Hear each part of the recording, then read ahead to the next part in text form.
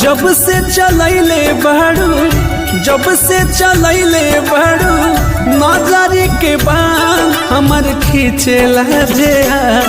तोहर मीठ मुस्कान हमर खींचेला ध्यान, तोहर मीठ मुस्कान।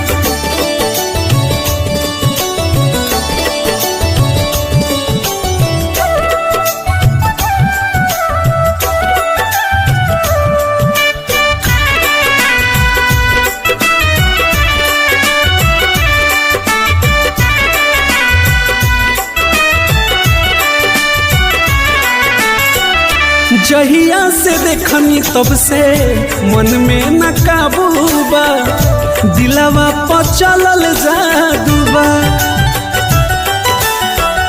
सपनों में नियरा के जियरा जुड़ावेलू, मनवा बेकाबू बा।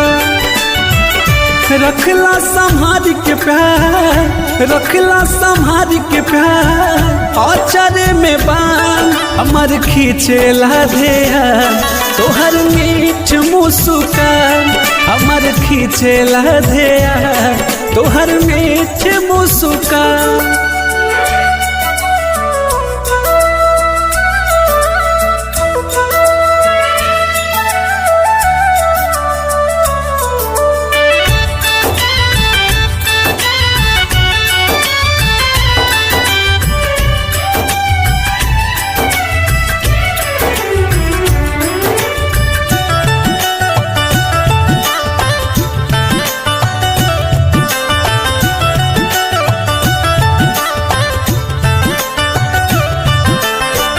सपना में आके हमार निंदिया चोरावेलू, मनवा के तू ही भावेलू।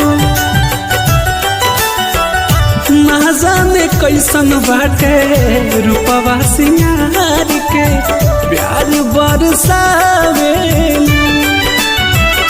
पंकज के अपना तू, पंकज के अपना तू मानी जाना जान हमर खींचेला ध्यान, तोहर मीठ मुस्कान हमर खींचेला ध्यान, तोहर मीठ मुस्कान।